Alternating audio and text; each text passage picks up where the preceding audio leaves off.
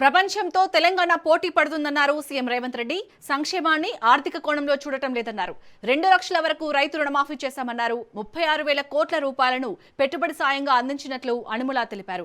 మహిళలకు free bus సౌకర్యం కల్పిస్తున్నామని, ప్రజాప్రభుత్వంలో అన్ని వర్గాలకు న్యాయం జరుగుతుందన్నారు. వ్యవసాయంతో పాటు ఇళ్లకు ఉచిత కరెంట్ ఇస్తున్నామని గుర్తు చేశారు రేవంత్.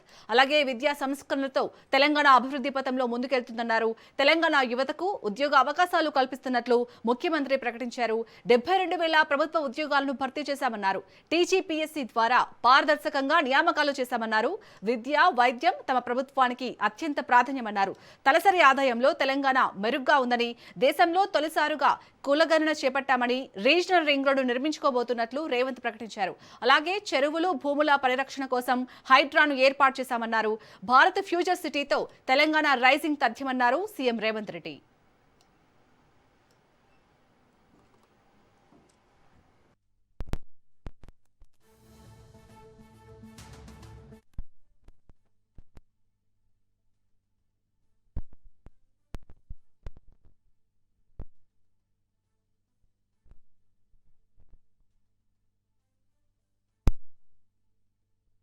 ప్రజాస్వామ్య దేశంగా భారత్ నిలదొక్కుకోవడానికి తొలి ప్రధానమంత్రి పండిట్ జవహర్లాల్ నెహ్రూ బలమైన పునాదులు వేశారు. దేశ ఆధునిక భారతావనిగా అవతరించడానికి అవసరమైన ప్రణాళికలు రచించి దార్శనికతను ప్రదర్శించారు. ఆయన ప్రారంభించిన సాగునీటి ప్రాజెక్టులను మనం ఈరోజు ఆధునిక దేవాలయాలుగా పిలుచుకుంటున్నాం. హరిత విప్లవం, శ్వేత విప్లవం, నీలి విప్లవం చేపట్టి అన్ని రంగాల సమగ్రాభివృద్ధికి కృషి చేసిన ఘనత నాటి ప్రభుత్వాలది. స్వేచ్ఛ జీవన ఆధారం, దానికి వెల కట్టలేము అని మహాత్మా గాంధీ గారు అన్నారు. అందుకే ప్రజాప్రభుత్వంలో ప్రజలకు స్వేచ్ఛను అందించాం. విధ్వంసమైన తెలంగాణ రాష్ట్రాన్ని వికాసం వైపు నడిపించేందుకు ప్రయత్నం చేస్తున్నాం.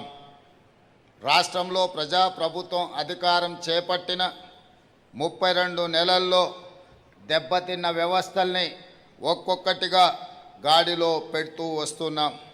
సంక్షేమాన్ని విస్తరించాం, అభివృద్ధికి కొత్త దిశను నిర్దేశించాం. తెలంగాణ భవిష్యత్తుకు అవసరమైన కార్యాచరణను సిద్ధం చేసుకుంటూ ముందుకు వెళ్తున్నాం.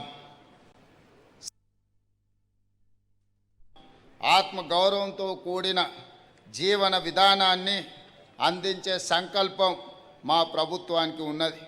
ఓట్ల కోసమో మొక్కుబడి హామీలుగానో మేము సంక్షేమాన్ని చూడడం లేదు.